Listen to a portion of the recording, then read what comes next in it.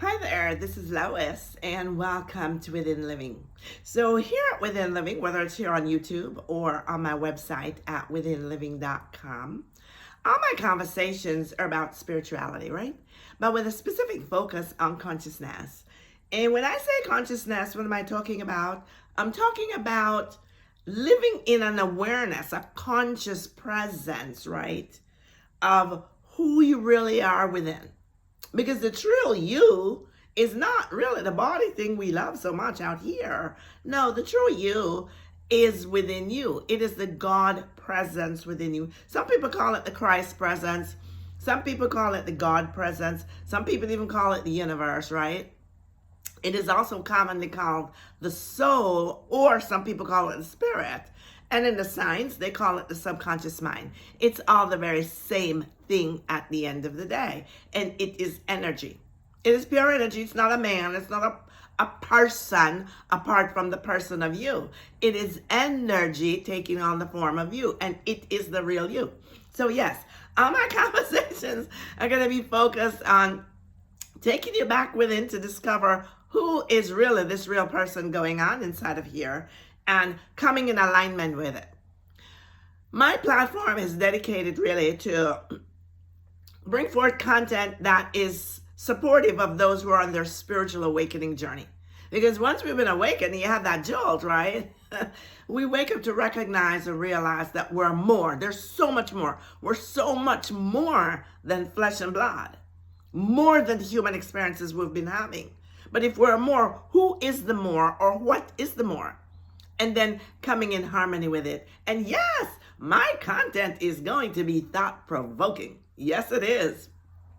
I'm always going to be tapping it up for you because to cause you to think critically, because I will bring you content that goes across the grain in some of the common teachings out here, not to defy or disrupt, no, but to really just encourage you, to support you, to stop and really start questioning a lot of what you've just by default accepted as true. Why? Because they said it was true. Does that mean it's true?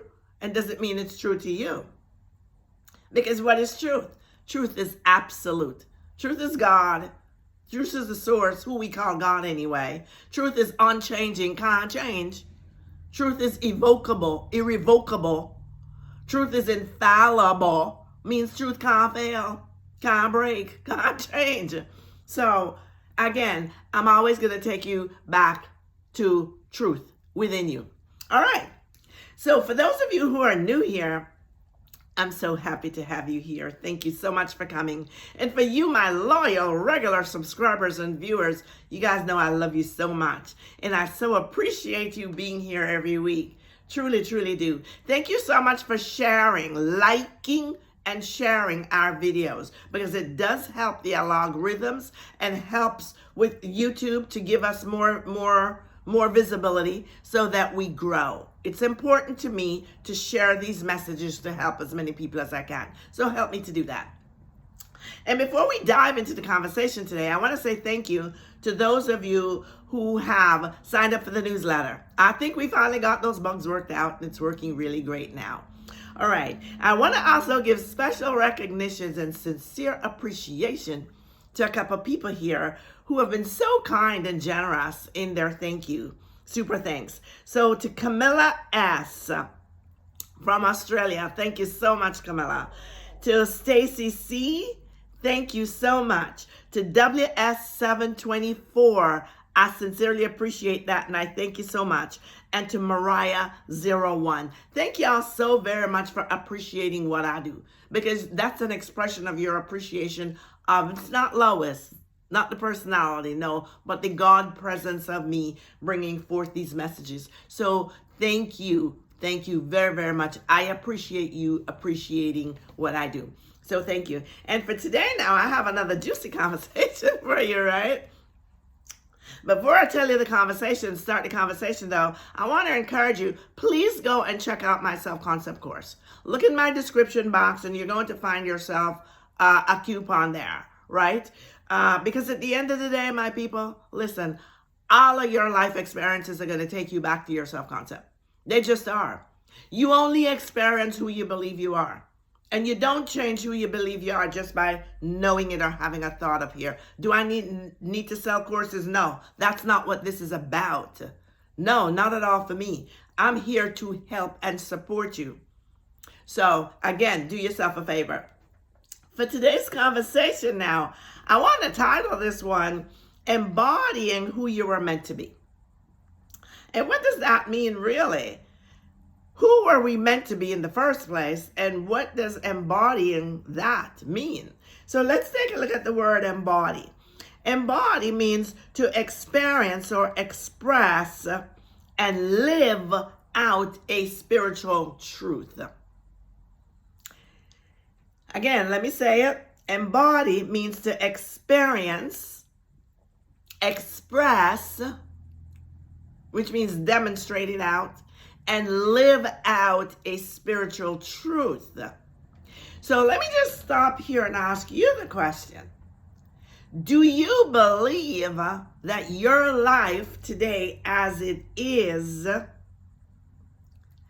you are embodying, which means experiencing, expressing, and living out a spiritual truth of your true identity as the soul or God within? This is not a wrong or right question. And it's not a trick question, no. This is a call for you for accountability to yourself, to truly step back and do some introspection, do some self-evaluation, reassess your life, and then determine if you are embodying the incredible God presence that you are within. Is your life reflecting it? And whatever your answers are, again, it's not wrong or right. It's simply an observation. If it is not where you desire it to be, want it to be, representative of what you want it to represent, then that is just a blessing to you. It's a help to you to show you that yes, you need to invest more time, more resources, more inner work to do what needs to be done to become the reflection of the God presence within you to the degree that you'd like to have that. Okay? So do that this week. Do that as an exercise. Help yourself. And I'm going to give you a tip on it. Really look at the thoughts. Listen and observe the thoughts. Are they in truth the thoughts that are reflective of the nature and character of the God presence or the soul that you are within? Okay, so going on now. So I made some notes. So it says, this requires being, to live in the embodiment of who you are meant to be. It actually requires being or living fully present. So again, it takes us back to what I just said.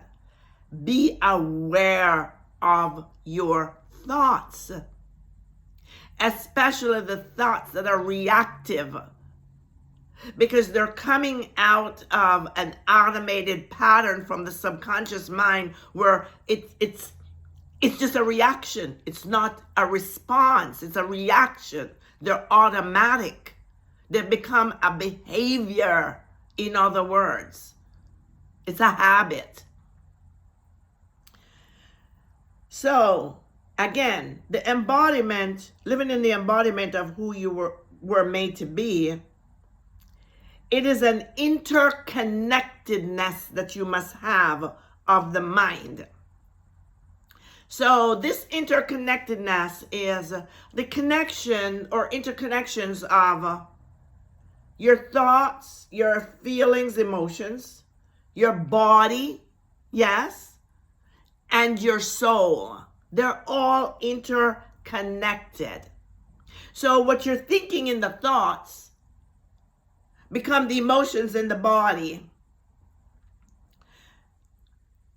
And that becomes the push out or the acceptance from the soul as your conviction or your belief.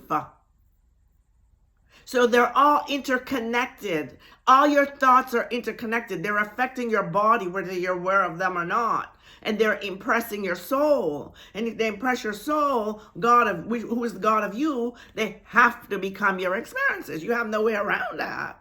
They have to become your experiences. Okay?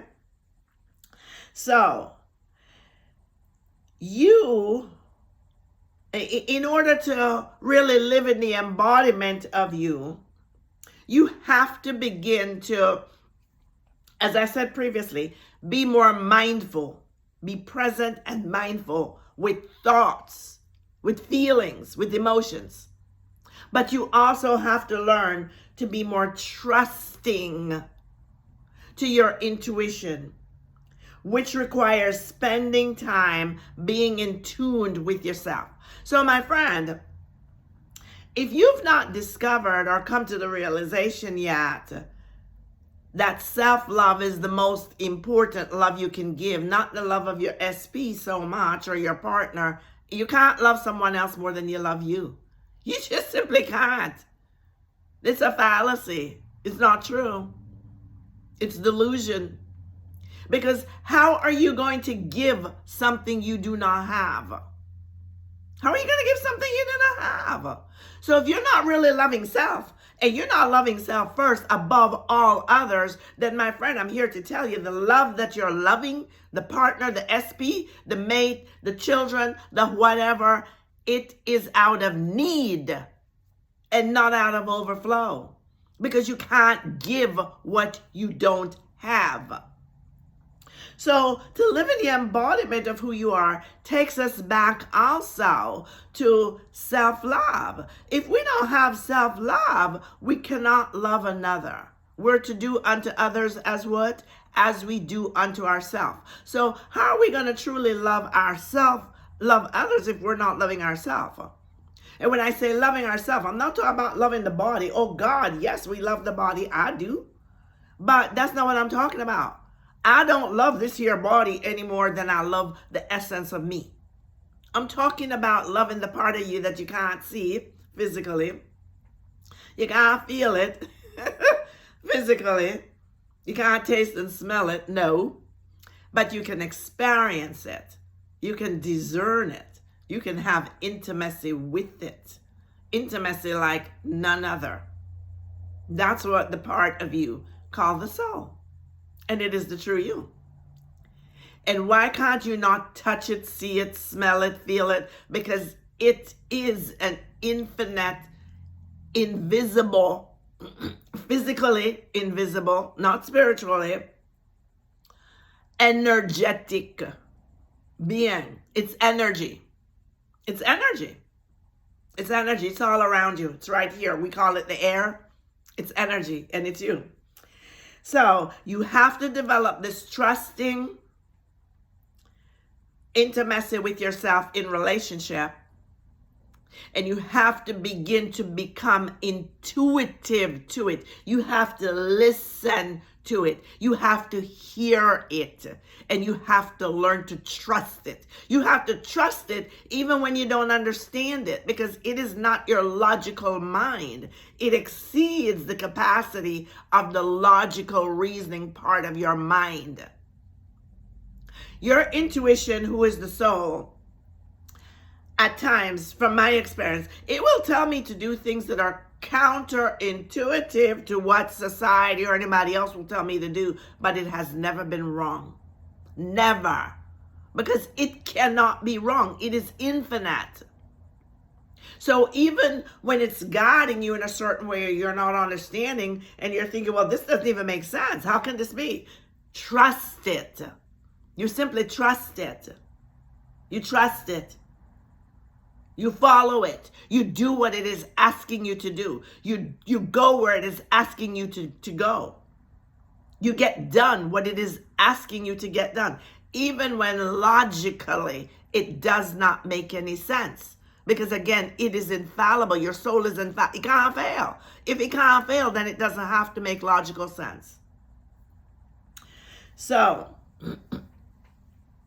living in the embodiment of who you were made to be or meant to be simply means you're living as who you were made to be, who you are as the soul or God within you, as the essence of you. So when you're embodying the soul, you're actually changing your beliefs about yourself. You're changing all of your perspectives about yourself.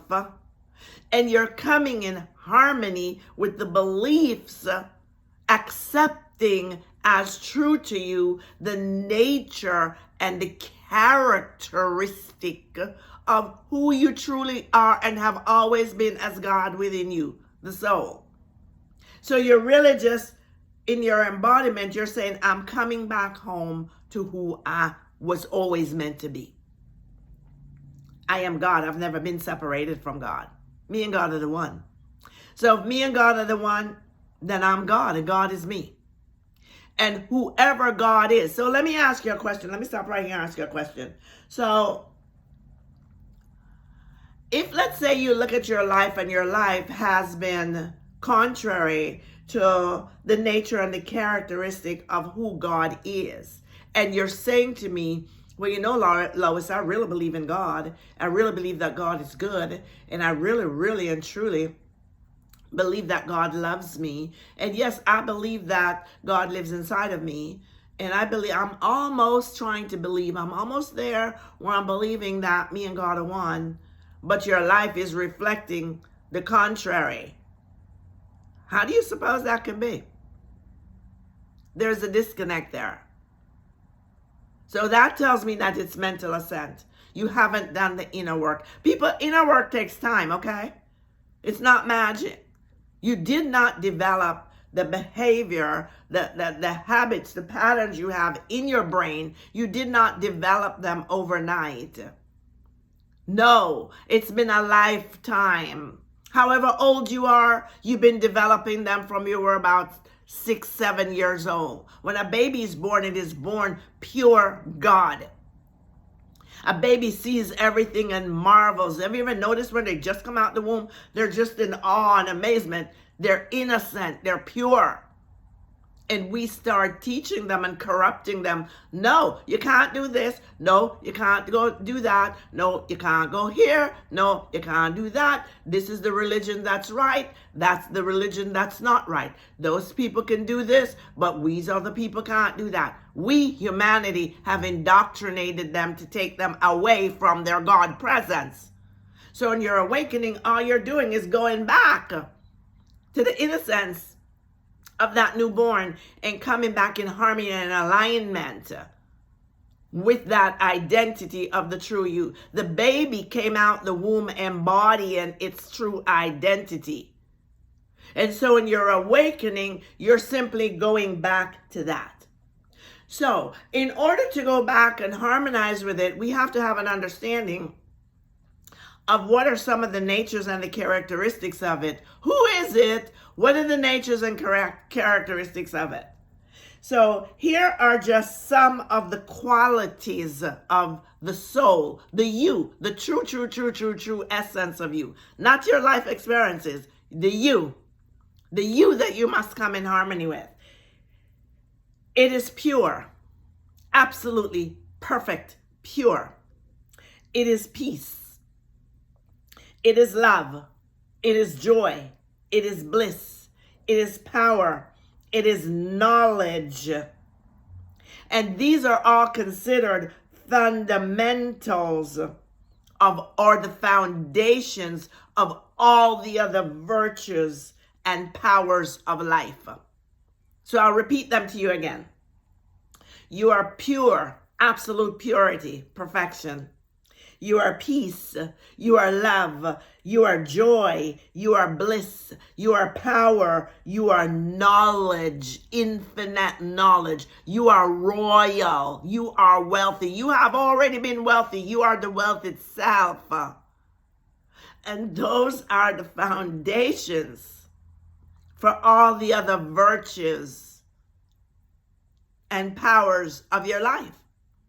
But you've got to recognize who you are and come back in harmony with them. So let me ask you, are you living in peace? Are you living in absolute peace? Peace of soul and peace of mind? Or are you worried? Are you afraid? Are you anxious? Are you fearful? Because if you have those, you're not living in harmony with the soul, with the true you. Are you always in a state of joy, no matter what? Whatever is going on in the external world has no effect on you whatsoever because you're stable in your joy. You're blissfully happy in joy. You're steadfast. Then if that's not the case, my friend, you need to work on coming in harmony with that. Okay, so you as the soul are already all these characteristics. They're your true nature. These are your true identity. These are the nature of the true self of you. So, in your spiritual awakening, which is the awakening to the realization that you need now to go through a transformation, an entire metamorphosis, from the identification of the egoic self now to the identification of the soul, which is a transformation. As you go through transformation, you are embodying, you are becoming, you are actually becoming, you're living or stepping into a higher state of consciousness of who you are. You're stepping into a state of the new self of you, right? Your true identity of you. And as you're doing that, then your external will be reflecting that. In fact, in the Bible, the characteristics of the soul are referred to in the Bible. And I'm going to give you a couple of scripture references for those of you who are still in religion and may want to look them up. So in Galatians 5:22-23, it says the fruits of the Spirit. So who do you think the Spirit is? The Spirit is the soul. And who is the soul? It is your essence, the breath of your life. It is the you. It is the you. So yeah, the Holy Ghost is not just in you, my friend. It is the you, and it is God.